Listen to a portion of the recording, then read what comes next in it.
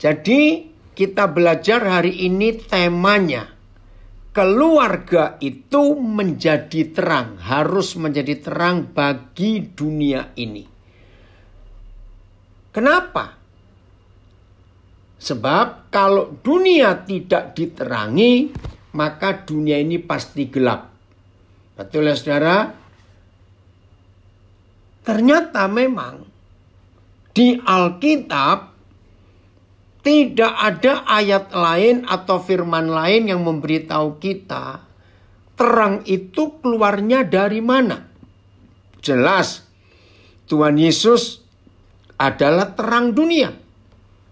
Dan kita yang mengikut Tuhan Yesus itu berjalan di dalam terang dan kita pun adalah terang dunia. Kita semua masih ingat Matius 5. Kita garam dunia, kita terang dunia. Berarti tanpa kita, dunia dalam kegelapan. Saudara, kita mendengar kata gelap saja, langsung pikiran kita itu sudah membayangkan yang macam-macam. Betul ya? Anak-anak rata-rata nggak suka gelap. Anak-anak itu suka terang. Nah, di dalam Yesaya pasal 60, Tuhan berkata begini. Yesaya pasal yang ke-60, mulai ayat yang pertama. Yesaya pasal yang ke-60. Lihat mulai ayat 1. Judulnya Kemuliaan Sion yang akan datang. Kalau saudara membaca kitab Yesaya dan ada kata Sion, maka langsung itu artinya gereja. Nah, kata gereja dalam perjanjian baru itu pasti bicara keluarga. Saudara, ini keren Alkitab kita ini. Keluarga dengan gereja itu satu kesatuan. Saya ulangi ya, keluarga dengan gereja, gereja dengan keluarga itu satu kesatuan. Keluarga nggak bisa dipisahkan dari gereja, gereja nggak bisa dipisahkan dari keluarga. Karena itu satu. Jadi dalam kitab Yesaya, kalau Papa bicara gereja atau Sion, itu pasti bicara keluarga. Maka kalau kita baca judul dalam bahasa Indonesia terjemahan baru, Kemuliaan Sion akan datang, maka saya berani berkata, kemuliaan gereja yang akan datang. Nah, kalau bicara kemuliaan, ya semua orang di agama apa saja. Ya, kalau mendengar kata kemuliaan, mulia, glorious, itu pasti mikirnya cahaya. Itu pasti. Tidak ada orang bicara kemuliaan, itu mikirnya gelap, tidak. Jadi gereja dan atau keluarga itu adalah cahaya bagi dunia ini. Ayat 1. Bangkitlah. Nah, jadi yang disuruh bangkit siapa? Gereja dan keluarga. Bangkitlah gereja, bangkitlah keluarga. Ada apa? Menjadi teranglah. Sebab terang keluarga, terang gereja datang. Dan kemuliaan Yahweh terbit atas gereja dan atas keluarga. Wih, ini seru sekali. Kenapa? Sebab. Saudara perhatikan ayat 2. Sebab. Ada apa? Wih, ngeri. Sesungguhnya kegelapan menutupi bumi dan kekelaman menutupi bangsa-bangsa. Tetapi terang Yahweh terbit atasmu keluarga, terbit atasmu gereja, dan kemuliaan Yahweh Tuhan menjadi nyata atasmu keluarga, atasmu gereja. Jadi sesungguhnya dunia dalam kegelapan yang mengerikan dan kekelaman. Wih, ngeri sekali. Bangsa-bangsa berduyun-duyun datang kepada terangmu. Keluarga, gereja dan raja-raja akan datang kepada cahaya yang terbit bagimu. Coba baca terjemahan lain. Ayat yang kedua. Ini dunia sekarang dalam ketakutan. Saudara, hari ini viral. Hari ini loh ya, viral tentang perang yang akan datang antara Amerika, Tiongkok, lalu Indonesia gabung yang mana. Wih, hari ini viral di sosial media. Bagaimana nanti? Lalu berita bahwa Indonesia sudah menetapkan selamat tinggal Amerika dan mulai bergabung dengan Tiongkok. Udahlah, itu urusan mereka. Yang masalah Afghanistan belum beres. Muncul lagi hal baru. Wih, ngeri sekali. Lihat yang di Myanmar belum selesai. Sejak 1 Februari yang lalu kudeta itu. Kasihan, penderitaan ada di mana-mana. Pengungsi ada di mana-mana. AYT. Sebab sesungguhnya kegelapan akan melingkupi bumi. Dan kegelapan yang pekat melingkupi bangsa-bangsa. Akan tetapi Yahweh akan terbit atasmu keluarga. Terbit atasmu gereja. Dan kemuliaannya akan terlihat atasmu gereja. Atasmu keluarga. Ya. BS. Bumi diliputi kegelapan.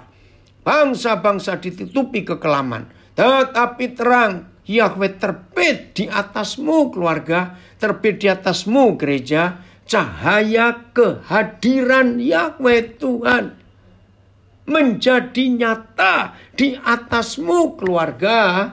Di atasmu gereja. Ayat 3. Berapa terjemahan ini? Masih Yesaya pasal 60 ya saudara. Biarlah Roh Kudus menolong kita. AYT. Bangsa-bangsa akan datang kepada terangmu gereja. Bangsa-bangsa datang kepada terangmu keluarga. Dan gak cuma bangsa-bangsa. Raja-raja akan datang juga kepada cahaya yang terbit padamu keluarga. PS. Bangsa-bangsa datang berduyun-duyun ke terangmu keluarga. Raja-raja tertarik oleh cahaya yang terbit bagimu. Oke?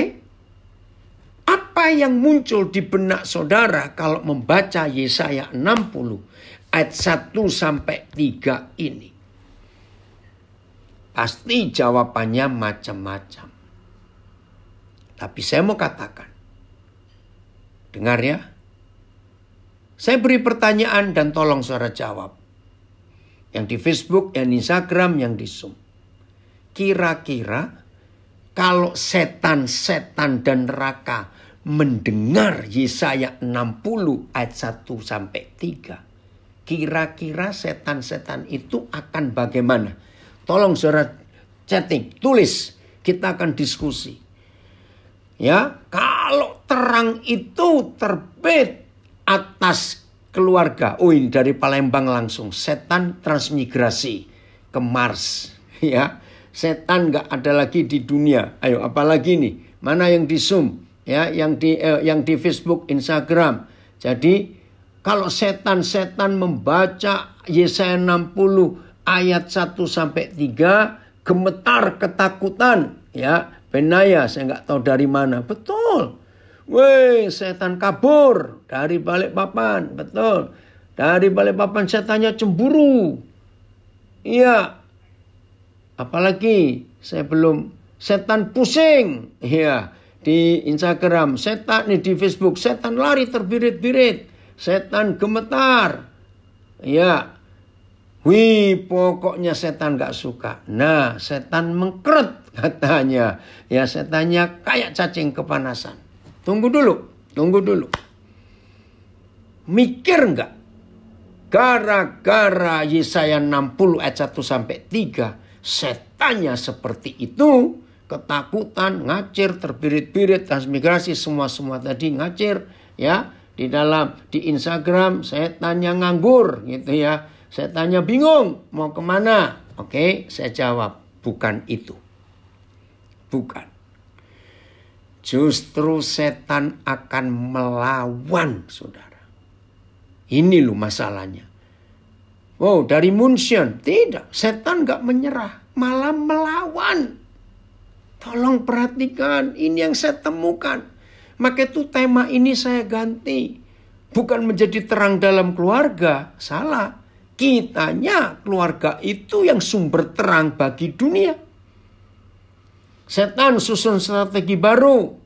Betul, ada yang komen dari Singapura ya, ini akan lebih jahat setan. Betul. Saudara dengar. Setelah setan-setan tahu Yesaya 60 ayat 1 sampai 3. Dengar baik-baik. Maka setan berusaha menghancurkan sumber terang itu. Dengarkan. Setan, oke, ini saya belum kenal Daniel Handaka. Setan akan mengerahkan senjata pamungkasnya dari Alabama. Makin jahat, betul. Setannya marah. Dari Singapura akan lebih jahat. Saya nggak kenal. Siapa Kandai. Setannya semakin memberontak. Setannya marah. MPS, apa saya nggak tahu namanya, ini aneh sekali. Oke, maaf. Saudara, maka itu dengarkan, setan berhasil menghancurkan sumber terang. Siapa itu? Keluarga. Keluarga dihancurkan. Saudara, seperti kebanyakan saudara yang belum tahu ya, supaya tahu hari ini.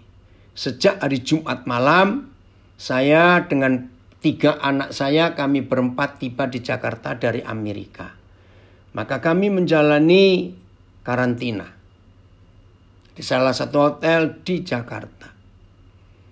Nah, Jumat malam tiba, Sabtu pagi kami tes PCR. Nah, kemarin malam kami dapat hasil bahwa hasilnya negatif. Puji Tuhan. Nah, setelah kami tahu hasil negatif, maka hari ini beberapa anak-anak saya datang untuk kunjungan, cerita-cerita jadi dari tadi pagi sampai sekarang ini ramai di tempat karantina kami.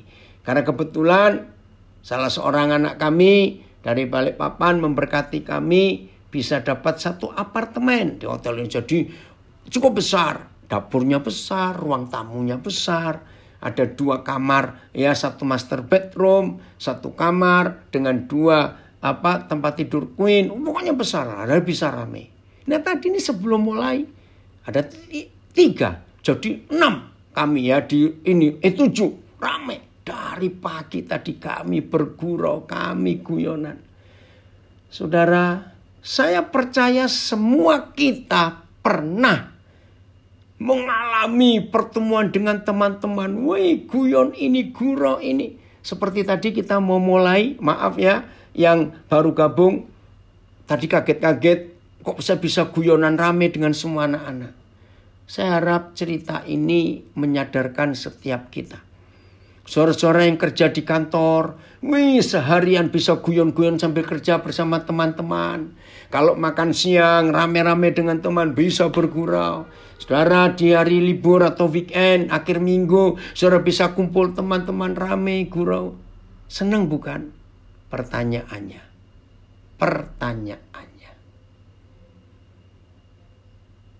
Kapan terakhir kali suami istri bisa bergurau dengan anak-anak di rumah? Hari ini istri saya lebih dari 4 kali sempat telepon. Karena ada berapa hal yang mau dikerjakan. Dan anak-anak dengar waktu kami telepon. Kami tertawa, kami bergurau. Senang sekali. Saudara, jangan membayangkan keluarga itu sumber terang bagi dunia. Itu jangan membayangkan, itu keluarga rohani. Yang tiap hari kerjaannya berdoa, kumpul, baca Alkitab, doa puasa. Suami main musik, gitar, menyembah Tuhan. Tidak. Itu malah keluarga menakutkan. Maaf. Tapi keluarga yang menjadi terang. Itu suami istri sering bergurau. Dengan anak-anak juga ramai. Tolong ya rekan-rekan, saudara-saudara. Kapan terakhir kali keluarga saudara ada canda, ria, tawa, bergurau? Itu indah loh saudara, indah. Maka itu hari ini saya terhibur. Gantian beberapa anak saya datang. Puji Tuhan untuk itu. Nah, nanti kalau kami 2 hari terakhir sebelum kami keluar harus di PCR lagi. Ya, walaupun bayarnya begitu. Ya, oke, dari Nabi Re bilang barusan kami bergurau di rumah. Puji Tuhan untuk itu. Ya, ini ada komen dari Yosua Andik Santoso. Tuhan kita juga suka bergurau, betul. Senang papa itu suka bergurau. Ya, baru kemarin saya nggak tahu siapa ini. Ya, Gersting. Ayo, tiap hari saudara, tiap hari. Percayalah. Kalau suami istri, anak-anak, suami istri, papa mama suka bergurau, setan itu nggak berani masuk ke keluarga kita. Oke, woi ini cucu saya, Abi, hebat loh kamu bisa berkata ini, opa bangga sekali, cucu saya bisa ngomong. Sebagai keluarga Kristen, jadikanlah keluarga kita sebagai sumber cahaya kasih Tuhan yang menerangi dunia, terutama sesama yang ada di sekitar kita, betul. Ya, saya nggak ngerti anabul itu apa. Oke, maaf ya. Oh, ada yang kontak, ada yang ngomong hampir tiap hari bergurau. Puji Tuhan. Maka kalau kita bisa bergurau itu menyenangkan sekali.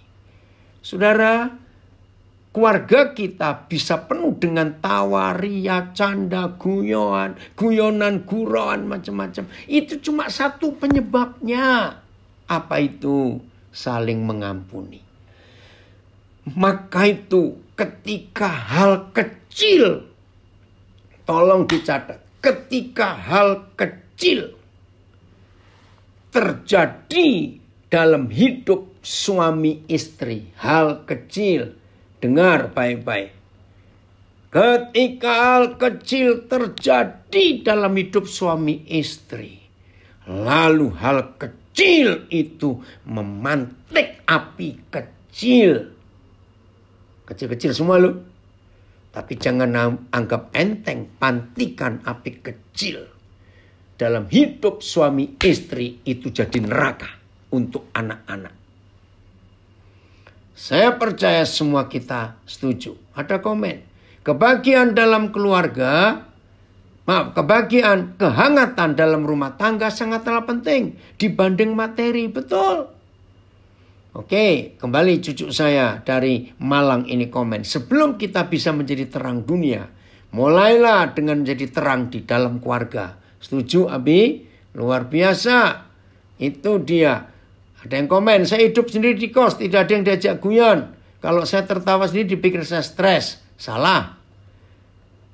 Kalau lagi sendiri, ya sendirian. Tapi kan bisa ada waktu untuk bertemu teman-teman yang lain. Jadi tetap bisa jadi berkat. Ya, nggak boleh egois. Kan nggak mungkin seharian di kamar terus.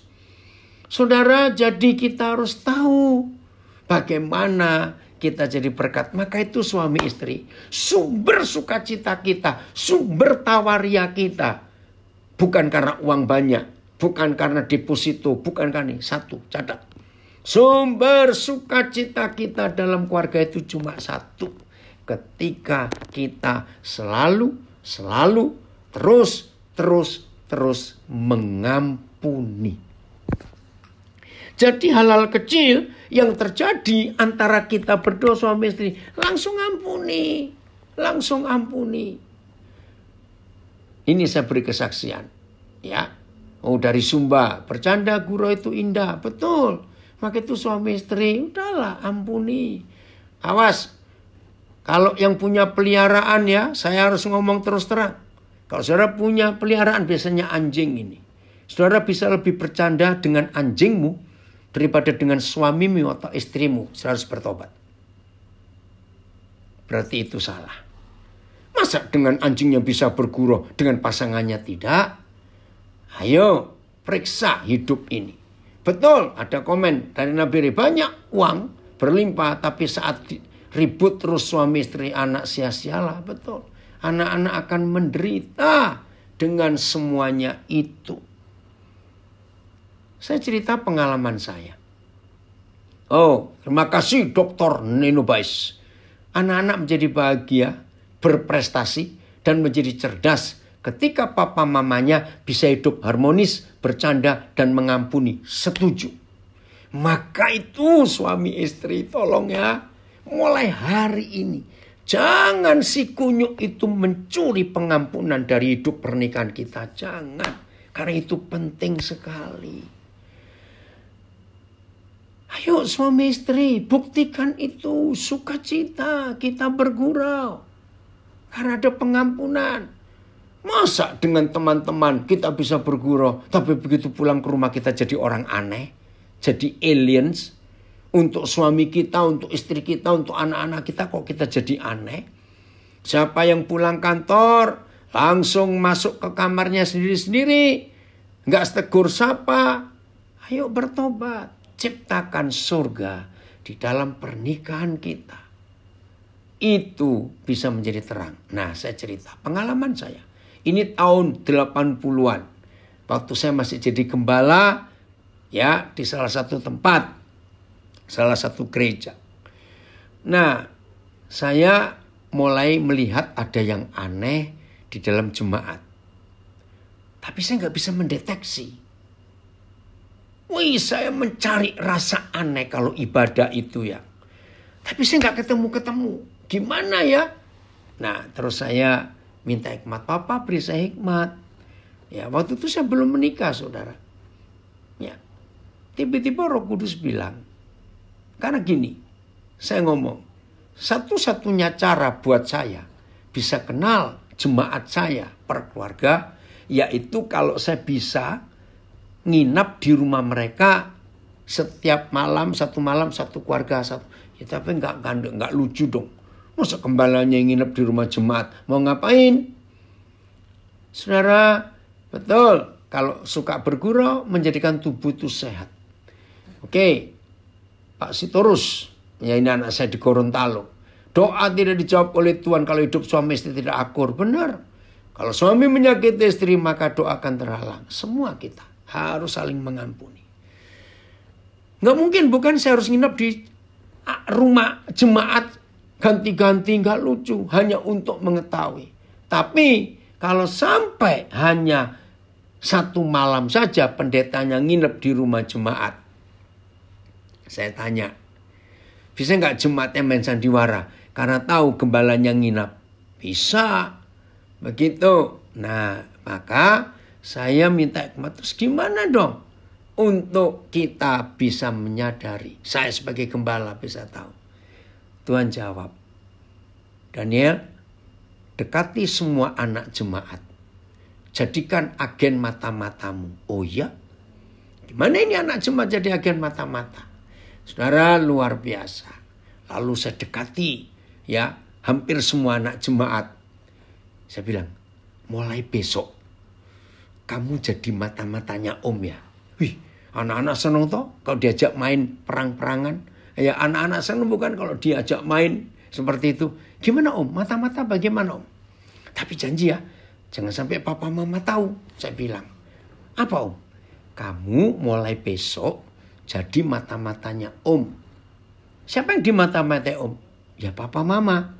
Tapi saya bilang jangan bilang loh ya. Ya saudara awas, jangan dipikir negatif. Saya beri 3 tugas pada anak-anak jemaat. 1. Tolong catat ya. Dalam seminggu atau sebulan papa mama itu bertengkar berapa kali. Saya suruh mereka catat. Pertanyaan 1B. Ini tadi 1A. Tolong catat. Kalau papa mama bertengkar itu gara-gara apa? Saudara, ini baru pertanyaan nomor 1. Percaya enggak? Anak-anak itu semangat, saudara. Saya juga sampai kaget. Loh, kok ternyata anak-anak ini semangat dikasih tugas gembalanya untuk mata-matai papa mamanya sendiri. Semangat mereka. Om, siap Om, siap. Pokoknya mereka senang. Saya yang jadi bingung. Kok kalian senang? Nggak tahu lah, pokoknya mereka senang. Yang kedua, saya minta mereka mata-matai. Dalam sebulan, papa mama makan bersama berapa kali? Itu penting loh saudara. Saya beri tugas anak-anak. Berapa kali dalam sebulan kalian lihat papa mama makan bersama? Pertanyaan 2B. Waktu mereka makan bersama, kalian perhatikan apa yang kalian dengar waktu papa mama makan bersama. Wih, mereka semangat lagi. Pertanyaan ketiga. Tolong dicatat. Berapa sering kalian lihat papa mama di rumah ngerjakan apa-apa itu bersama? Misalnya nyuci baju, nyuci piring, kotor semuanya. Pokoknya apa-apa kerjaan bersama lah. Itu penting. Saudara, saya tidak menyangka anak-anak antusiasnya luar biasa. Sebelum, ini dari Amsterdam. Hoe gaat het met u, mevrouw Suteja? Senang sekali ya, Mira bisa ketemu. Ini teman saya dari Jerman tahun 83 yang lalu. Saudara, saya nggak membayangkan sebelum saya dapat jawaban dari anak-anak jemaat itu untuk memata-matai papa mamanya. Saya yang sibuk sendiri, ya lagi sekali waktu saya belum menikah, jadi saya nggak bisa membayangkan. Tapi timbul pertanyaan di hati saya, loh kok anak-anak ini antusias benar dikasih tugas gembalanya untuk memata-matai papa mamanya. Saudara, saya menangis ketika Roh Kudus memberi jawaban. Karena papa mama yang rajin bertengkar, tolong dicatat. Papa mama yang rajin bertengkar itu membuat neraka di rumah. Korban pertama neraka yang diciptakan oleh papa mamanya adalah anak-anak kepanasan di rumah itu. Wih, ngeri sekali. Pantesan mereka antusias ketika saya beri tugas mereka untuk memata-matai papa mamanya. Dengan 3 tugas tadi. Yang baru bergabung bisa diulang nanti di rekaman Facebook, Instagram. Akhirnya waktunya tiba. Anak-anak mengumpulkan tugasnya. Dan ketika saya membaca hasil mata-mata mereka memata-matai orang tuanya, hancur hati saya. Hancur. Menangis, saudara. Hanya sedikit sekali yang saya nantikan dari jawaban anak-anak itu. Saya sedih. Oke, saya jelaskan. Yang pertama,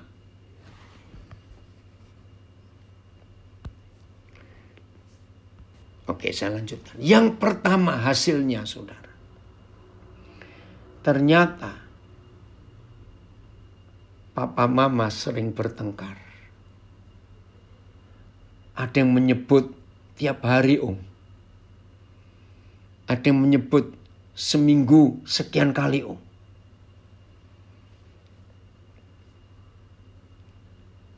Sedih, saudara. Papa mama dengar ya.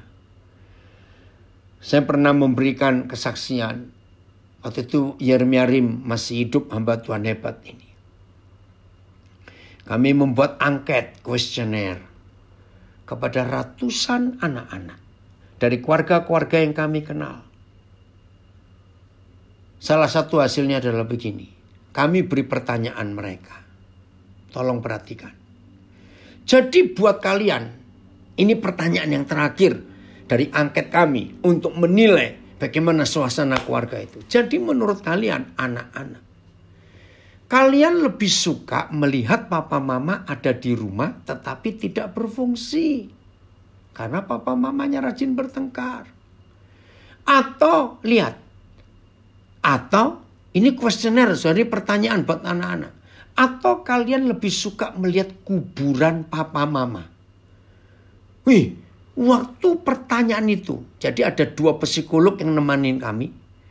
Yeremia setuju, tapi saya kaget. Jawab, karena gini, Ini pertanyaan apa?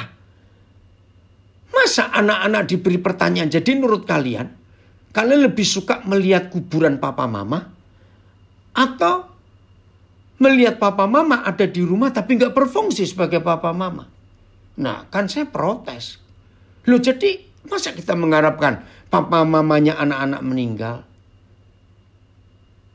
Yeremia berkata, "Den, dengar dulu.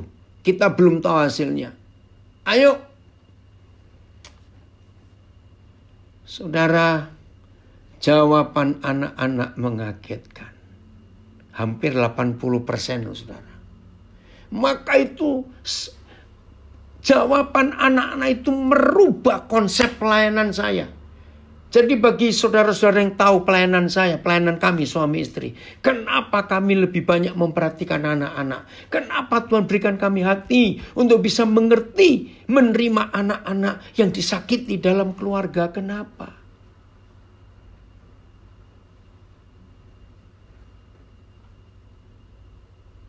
Ini jawaban mereka. Hampir 80% koresponden kami menjawab, kami lebih suka melihat kuburan papa mama. Daripada papa mama nggak berfungsi.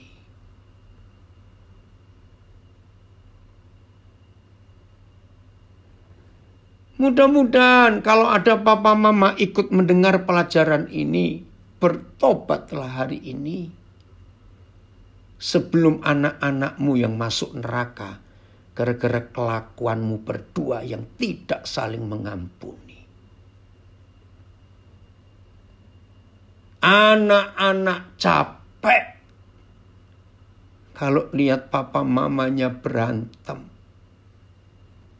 Apalagi hampir tiap hari. Neraka.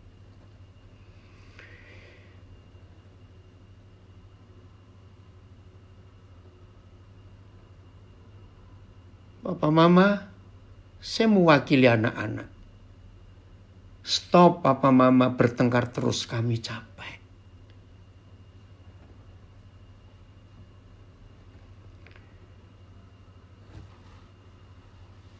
Ada yang bersaksi di Instagram, betul. Kalau ortu ribut terus, anak-anak tersiksa. Saya pernah melewatinya.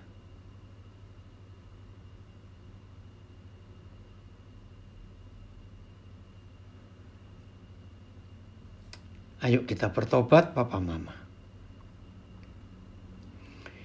Jadi cuma satu hal kok. Ampuni. Suami ampuni istri. Istri ampuni suami. Sebagaimanapun. Ya tapi ini begini. Nah, kalau sekarang meledak itu karena sudah lama numpuk tidak mau ngampuni. Aduh, ini maafkan saya. Saya tidak bisa untuk memberi pelajaran bagaimana cara mengampuni. Maaf ya karena waktu. Ya ampuni. Kita juga sering salah. Oke lah sedikit ya saya ngomong. Supaya suami istri bisa mengampuni. Ya, ini penemuan saya dari firman Tuhan. Saudara, kenapa kita sulit mengampuni? Dengar ya. Mengapa kita sulit mengampuni? Karena kita nggak suka kalau ada orang berbuat salah. Betul? Iya. Semua orang pasti nggak suka kalau ada orang berbuat salah. Tuhan juga tidak suka kalau kita berbuat salah. Dengar baik-baik. Sebelum kita menuntut orang lain, termasuk pasangan kita.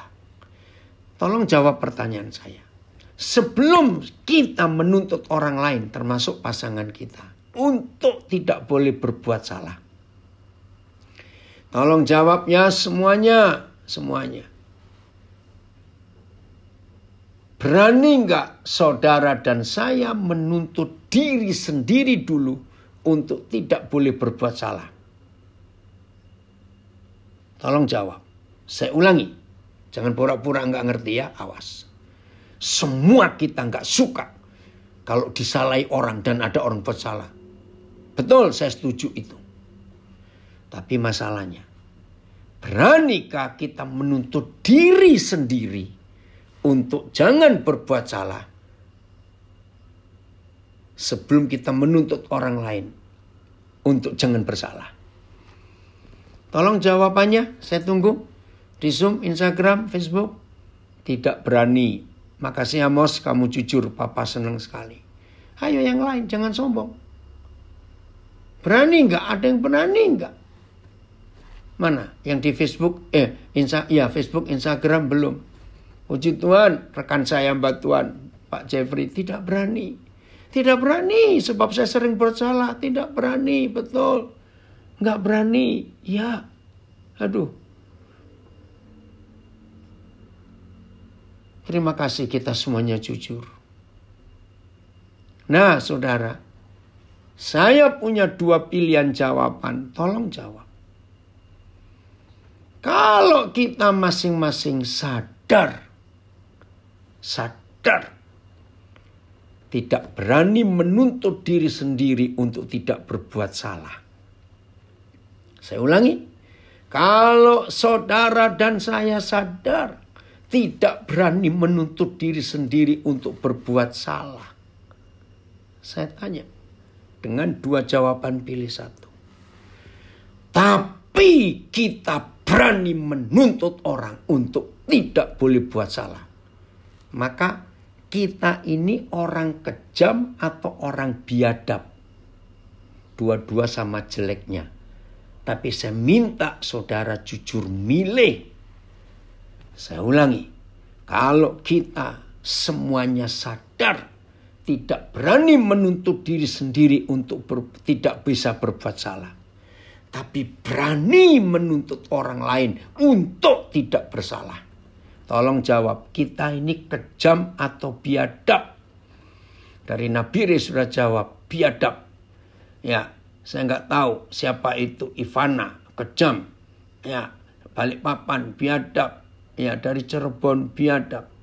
Ya, Lampung, nggak boleh kedua-duanya, harus milih salah satu. Belajar mencoba mengampuni, ketimbang hati kesel terus, betul. Tapi kalau sudah mengampuni, hati nggak akan kesel. Saudara, maka jawabannya kita ini orang biadab, bukan kejam. Kejam itu masih bisa ditoleransi, biadab itu neneknya kejam. Nah, semua kita setelah mengerti fakta ini. Jadi suami gak ada alasan kita gak bisa ngampuni istri kita. Hai istri, gak ada alasan gak bisa ngampuni suamimu. Karena semua kita ini tidak bisa menuntut diri sendiri untuk gak bisa salah. Maka itu seharusnya kalau kita tahu pasangan kita salah, langsung tertawa. Loh, bukan mentertawai dia salah, tidak. Apa yang kita tertawakan? Diri sendiri. Akhirnya kita berkata, ternyata kita sama ya, suka buat salah. Lah kan jadi senang, tidak menuntut. Keren ya? Nah ini yang membuat anak-anak kita bahagia di rumah. Karena papa mamanya saling mengampuni.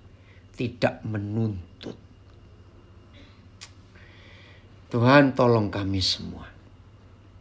Mudah-mudahan dengan apa yang saya jelaskan lewat firman Tuhan ini untuk mengampuni.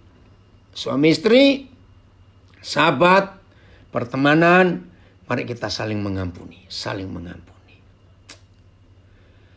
Hari ini saya dapat anak lagi. Anak ini tukang cukur. Bulan yang lalu, Juli ya, September saya lupa. Salah seorang anak saya, ya, dia lagi cukur. Nah itu, maka itu anak-anak saya ini senang punya anak-anak yang bisa nuruti. Ya kok sama, ya betul ya dari Alabama.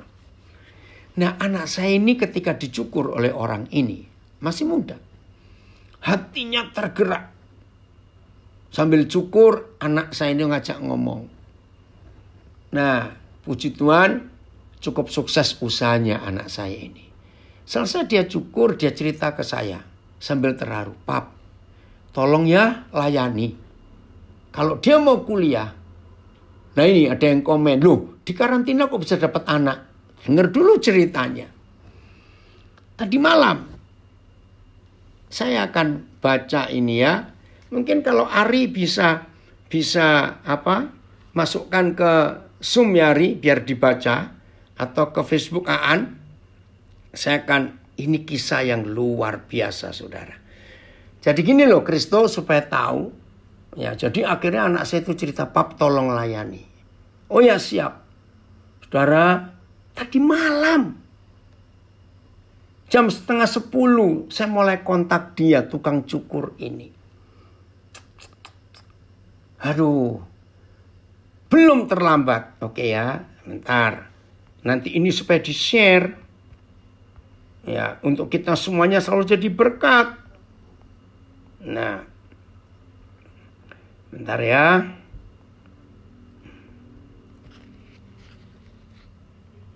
Ya, anak ini pernah kuliah di Universitas Pamulang.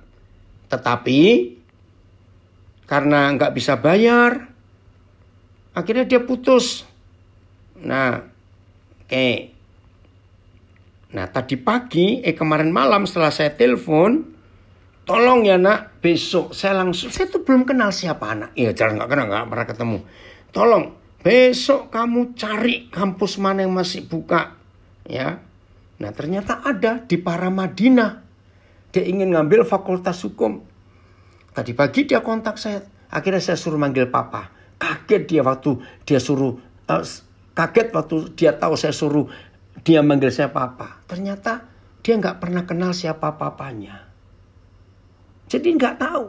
Maka itu saudara baca ini ya. Ari tolong di-share. Ya. Aan, papa juga kirim ke kamu ya. Untuk bisa share di Instagram dan di Facebook. Wih, hebat sekali Tuhan itu, saudara. Ya. Nah, terus saya bilang kepada anak saya yang dia cukur. Ini loh biayanya, saya bilang kamu cek. Karena anak ini langsung kirim biaya pendaftaran, biaya per semester semuanya itu. Cukup mahal. Satu semesternya 11 juta. Nah, anak ini kaget. Pak mahal. Nah, saya nggak berani bilang silakan. Nah, terus saya suruh anak saya tanya. Ini loh biayanya. Nggak apa-apa. Pak, saya bayar. Wih, luar biasa. Maka itu saudara, untuk jadi berkat jangan tunggu punya uang dulu. Nah, saya juga mikir kalau satu semester bayar 11 juta. Karena tanggungan saya juga banyak. Tapi ada. Iya betul Steny. Sejak umur 3 bulan. Papanya nggak ada. Jadi dia nggak pernah tahu siapa papanya. Luar biasa sebentar. Oh ya ini. Yang di Facebook sudah di share ya. Yang di IG belum An. Oke. Ini yang baru ulang tahun pernikahan hari ini nulis. Jika ingin hidup dengan pasangan yang tidak pernah berbuat salah dan tidak akan berbuat salah, maka menikahlah dengan mayat. Haleluya. Betul itu. Karena mayat nggak bisa diajak bertengkar. Oke. Wih, ada yang komen keren, diberkati untuk terus memberkati bagi jiwa-jiwa demi kemuliaan Tuhan Yesus. Benar, memulihkan hati Bapa. Nah, saudara tadi pagi dia tuh ngomong, tanggal 11 Pak, itu terakhir pendaftaran. Wih, lalu tanggal 12 mulai kuliah. Kok bisa pas sekali ya? Wih, Tuhan tuh gak pernah terlambat, saudara. Oke, belum ya Ari? Belum dimasukkan di Zoom, gak apa-apa, saya lanjutkan. Jadi bagaimana, sudah di Instagram, saudara baca sendiri ya. Maaf. Oh ya, tapi yang di rekaman audio nggak bisa ikut mendengarkan. Ya pokoknya anak ini, oke saya baca ya karena kasihan yang di audio nggak bisa ikut dengar. Sebentar ya, supaya yang dari audio juga bisa dengar ya. Jadi saya langsung kontak. Ya, saya sudah tanya Pak, kata mereka nggak bisa karena udah setahun lebih. Jadi anak ini saya suruh ngecek kembali ke kampusnya.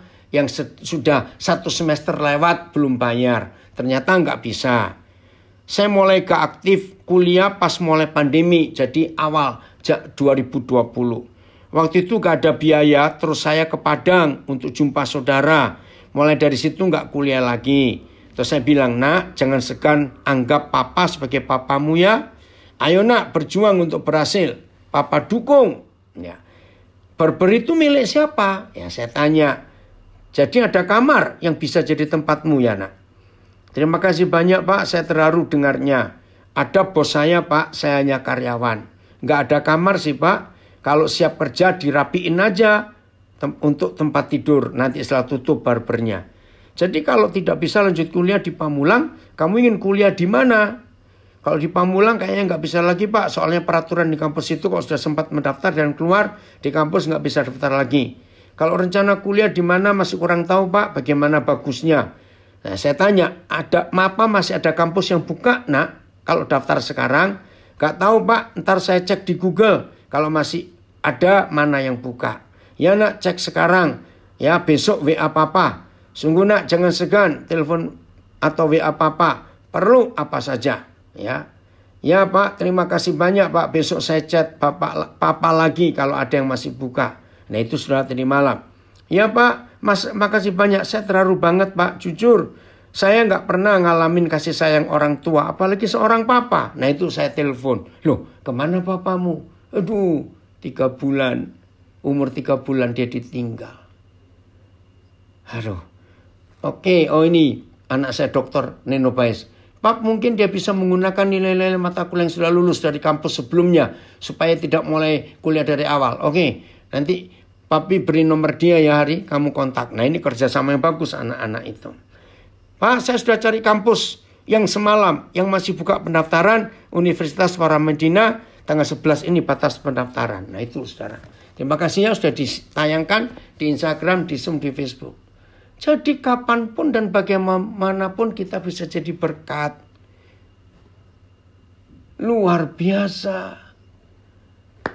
Maka itu saudara jangan alasan untuk kita pelit. Tidak. Tapi kita harus jadi berkat buat orang lain. Oke, ini anak saya dokter ini. Coba kalau gak dapat nanti kuliah di Mustopo saja. Nah, Hari anak ini pengen kuliah hukum. Karena di daerahnya daerah miskin. Dia melihat ketidakadilan. Oke ya Hari, Papi kasih nomor telepon dia. Ya. Oke John, kenapa kamu baru gabung? Ini saudaramu dari PD Tulus. Gara-gara kamu loh, mereka kenal Papa, tapi kamu jarang hadir, maaf. Ini Ari, John Siombing gabung ini ya, nanti kontak. Nah dari kisah ini, saya harap saudara semuanya bisa belajar. Bagaimana anak-anak kita itu, kalau papa mamanya bahagia, anak-anaknya ikut bahagia. Kalau anak-anak bahagia karena papa mamanya bahagia, maka anak-anak itu akan jadi berkat untuk teman-temannya. Betul nggak saudara? Itu yang Tuhan cari lewat kita. Maka itu saya kembali lagi sebentar ke bagian pertama. Yesaya 60 ayat 1 sampai 3. Itu dibenci abis oleh setan. Jadi satu-satunya sumber terang bagi dunia adalah keluarga dan gereja. Maka iblis berhasil membunuh, ya memadamkan terang itu. Maka itu gereja ribut terus. Sama seperti keluarga, ribut terus hobinya. Ini serangan setan. Maka itu ayo mulai hari ini saudara. Semua kita tetap saling mengampuni.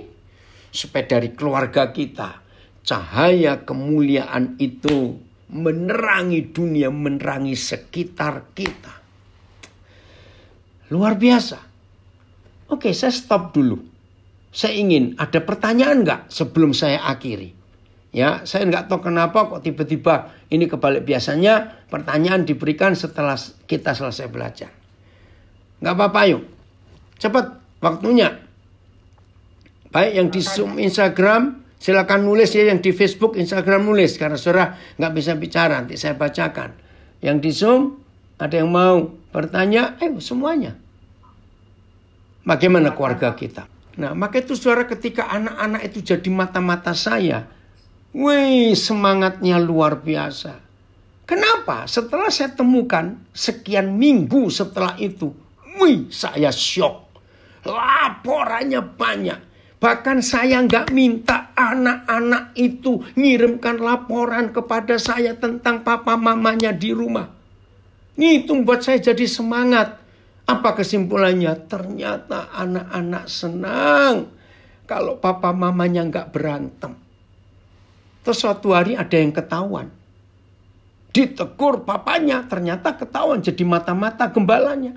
Lapor ke saya sambil nangis, "Om, ketahuan om, saya dimarahi." Weh, akhirnya saya datangi papanya. "Kenapa kamu marah?" "Saya sengaja supaya saya tahu sebagai gembala keluargamu seperti apa." Seru. Oke, ayo cepat, ada yang mau tanya. Ayo. Oke, ini ada yang beri kesaksian. "Aku juga besar dari keluarga yang kayak neraka. Waktu di masa-masa sekolah, aku pernah saksikan papa kejar mama pakai parang. Aduh, sampai dilihat sama tetangga. Waktu itu aku masih kelas 2 SD. Sampai aku SMA, mama papa selalu berantem." Sedih sekali. Dari Siantar, "Papa dan mama saya masih hidup, sudah tua 60 tahun lebih. Tapi luar biasanya mereka masih saja sering bertengkar. Bagaimana caranya saya untuk mengatakan kepada mereka? Minta hikmat Tuhan, nak, supaya Tuhan memberikan wibawa. Karena biasanya orang tua itu nggak mau dengar kalau anaknya ngomong." Pasti bisa, nak, ya. Oke, ini ada pertanyaan. Bagaimana cara memulihkan hati anak-anak yang dipengaruhi oleh pertengkaran orang tuanya supaya tidak kepahitan? Gampang. Anak-anak yang disakiti oleh orang tuanya sampai kepahitan, maka orang tuanya adalah obat satu-satunya untuk anak-anak itu. Jadi papa mama bertobatnya, ngaku salah, stop bertengkar, peluk anak-anak. Maka obatnya cuma itu. Ya Pak Purba, yang bisa menyembuhkan adalah orang tuanya. Tapi kalau sampai waktu sekian orang tua nggak bisa, sebagai komunitas, sebagai gereja, mari kita mewakili orang tua untuk anak-anak dipulihkan. Maka itu lihat saudara, pengalaman kami suami istri, Tuhan pakai kami memulihkan banyak anak-anak. Jadi walaupun orang tua mereka belum akur sampai hari ini, tapi mereka melihat figur kami. Nah, ketika mereka lihat figur kami dan mereka panggil papa mama, mereka dipulihkan. Dan tidak sedikit setelah anak-anak dipulihkan lewat hidup kami suami istri, maka mereka bisa memulihkan orang tua mereka. Jadi itu. Ada lagi yang lain? Ya. Tapi kan dalam hubungan suami istri, tapi pernah mengalami pertengkaran nggak sih? Oh, pernah. Pernah. Ngatasinya gimana? Nah, ngatasinya, maka itu karena kami tinggal serumah dengan anak-anak. Kalau kami bertengkar, mereka dengar. Nah, begitu mereka dengar kami bertengkar, selesai, kami panggil anak-anak yang dengar itu. Kalian tadi dengar toh? Kami bertengkar. Nah, kami jelaskan kenapa kami bertengkar tadi. Tapi cepat berdamai.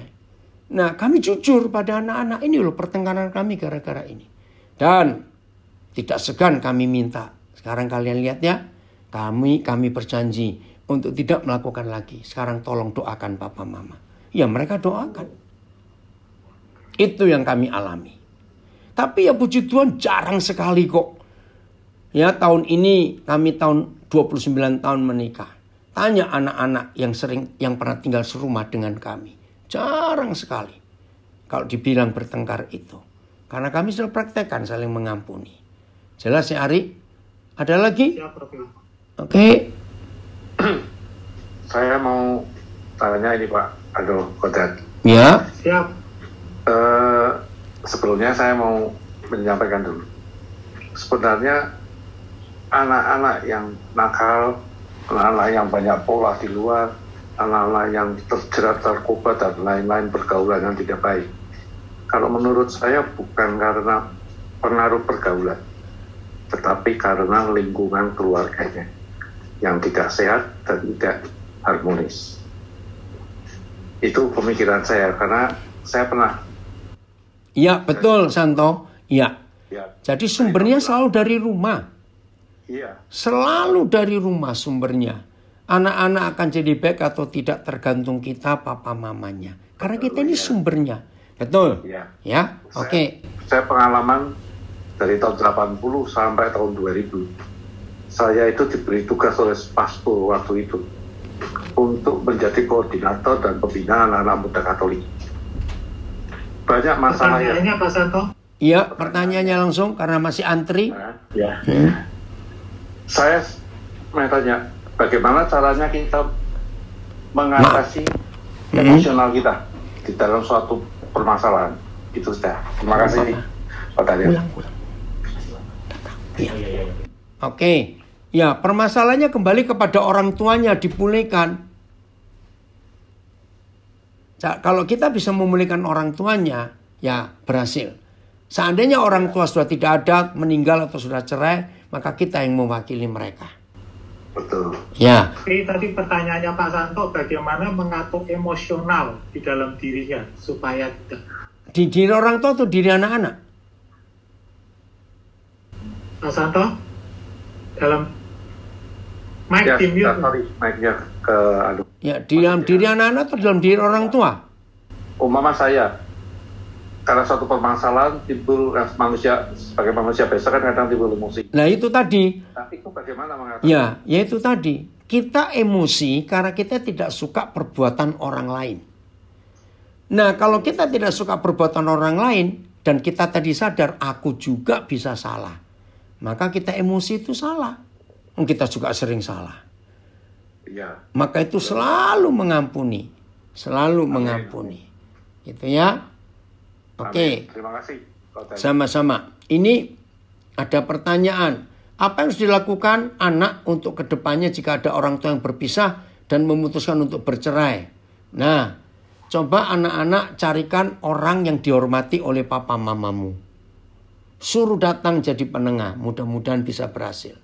Tapi kalau tidak berhasil orang tua tetap bercerai, anak-anak ampuni mereka. Ya udah, itu pilihan mereka. Tapi kalian janjinya besok kalau menikah jangan ada perceraian. Apa yang kalian lihat dari orang tua kalian sekarang, jangan membuat kalian untuk melakukan yang sama untuk anak-anak kalian nanti. Terima kasih. Berapa anak saya memberi kesaksian di Facebook ya. Saya dipulihkan dari kebencian terhadap orang tua yang melahirkan saya. Karena papa ya, ada papa hebat menjadi papa saya di bumi. Puji Tuhan, anak yang dibuang dari kecil ya. Anda kesaksian ya. Tahun 2003 ya, saya dipeluk papa dan sejak itu hidupnya berubah. Puji Tuhan tentang itu. Oke ya, saya lanjutkan dulu. Saya anggap cukup untuk ini. Jadi saudara, mulai hari ini ayo kita hidup dalam kebenaran. Nah, saya memberikan kesaksian terakhir ini ya. Tentang 3 pertanyaan tadi. Suatu hari ada anak-anak datang. Sering kok om, kami lihat papa mama makan bersama. Tapi saya lihat wajah anak ini kok seperti nggak puas. Sambil mereka masih ngomong, saya tanya, Roh Kudus saya harus tanya apa? Kan sudah jelas papa mamanya sering makan bersama. Tiba-tiba Roh Kudus tanya gini, coba tanyakan. Waktu kalian lihat papa mama sering makan bersama, itu terdengar suara apa? Saudara-saudara, kalau kita papa mama sering makan bersama, dan di meja makan itu anak-anak lihat kita bergurau, ya senang, wih anak-anak itu bahagia loh. Pokoknya gini loh saudara, kalau kita papa mama suka mengampuni, rajin mengampuni, selalu mengampuni, ada kebahagiaan. Kerja bersama, bereskan apa-apa itu enak, nggak saling iri-irian, betul tidak? Nggak saling dendam, saling mengampuni itu indah. Anak-anak jawab, sepi om. Nah, kalau sampai papa mama sering makan bersama tapi nggak ada suara, itu kemunafikan. Tapi suatu saat ada om suara om. Tapi mukanya anak ini kok nggak enak. Roh Kudus suruh saya tanya lagi, coba kamu tanya. Yang mereka dengar suara apa? Jawabannya mengagetkan saya. Cuma suara sendok ketemu piring, tang ting tang ting. Saudara, anak-anak itu jujur. Maka itu papa mama, ayolah. Ciptakan surga di keluarga kita. Maka terang itu terbit. Kalau terang itu terbit atas kita, keluarga dan gereja, maka gereja dan keluarga jadi terang buat bangsa-bangsa. Haleluya. Maka itu ayo hari ini kita usir setan-setan dari rumah tangga kita. Bukan dengan doa puasa, bukan dengan percikan minyak urapan, enggak. Tapi dengan saling mengampuni suami istri, berdamailah, senyumlah, tertawalah. Kepada pasangan kita, jangan tertawa kepada tembok. Awas kamu. Tertawa pada pasangan kita.